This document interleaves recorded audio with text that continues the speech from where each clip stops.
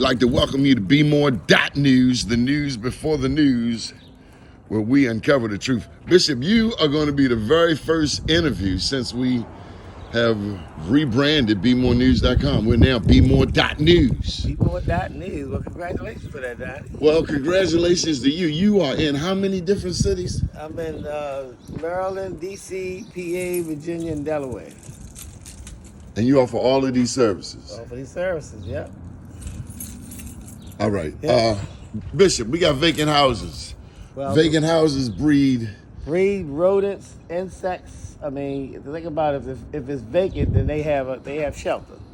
So insects and rodents need everything that human beings need. They need food, water, and shelter. Well, that's the shelter.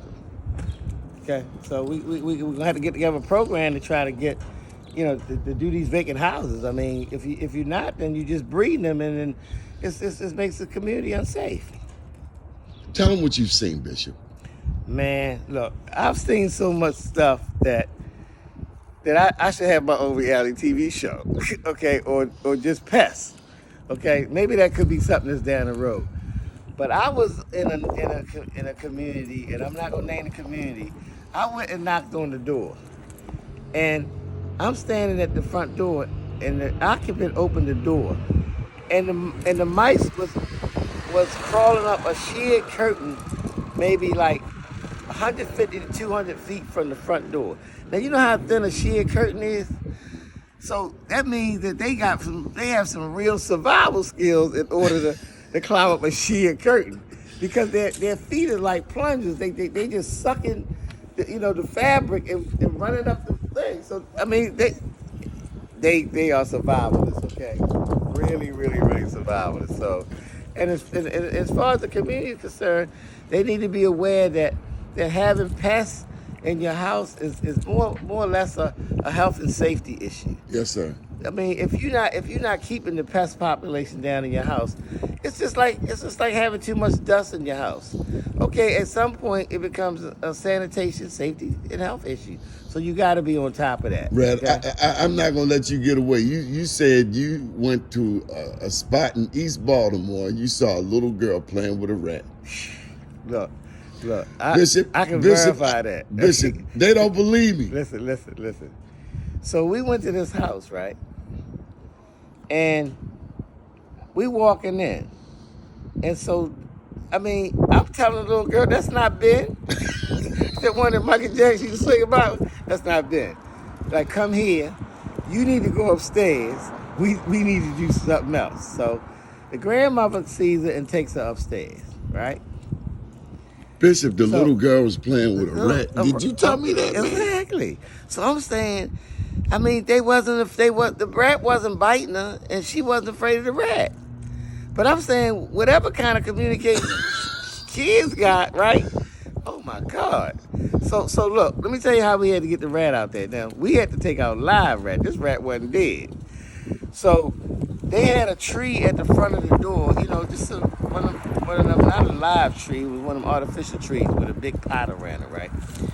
So the rat jumps into the tree and tries to burrow down into that fake soil or whatever, that moss, whatever it was.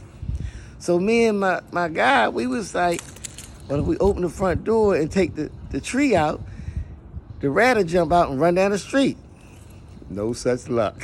When we went to move the pot, the rat jumped out. But what we had did before that, we knew that if he jumped out and we couldn't get him out the door, we had to set a bunch of rat traps.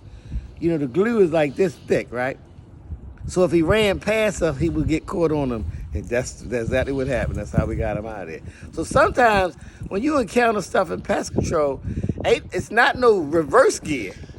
You hit it there. What's the wildest animal you ever had to? Oh man, I was up in PA and got a raccoon that was in a crawl space in the library.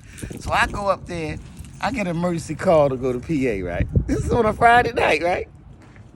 I get up there. We can't find this raccoon all weekend, right? So come Monday about 5:30 in the morning, I had put a camera up in the library in the crawl space to alert me when the raccoon got into the cage. So what you do is, I took I had somebody put some berries, some whipped cream, all that stuff, all that kind of fruit that the raccoons like. So the raccoon goes into the cage.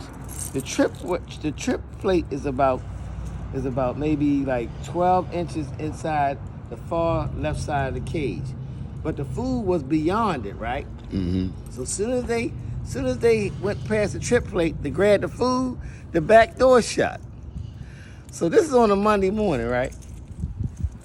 So I'm telling the building engineer, I'm saying, we got to get this raccoon out of here, man. We got that raccoon. The raccoon fell out the ceiling, and we had to put it on a dolly and roll it out, and then wait for a truck to come pick it out because you can't kill them. It's called a catch and release. So you got to catch and release. You can't kill wildlife. How can people get in touch with you? My crazy phone story, number is the crazy stories of Bishop Barry. 3029, and the email address is bishopbarry with an A, pestcontrol@gmail.com. And what states? Maryland, D.C., PA, Virginia, and Delaware. Our slogan is no rest for the pests. Keep watching Be More News, the news before the news, where we uncover the truth.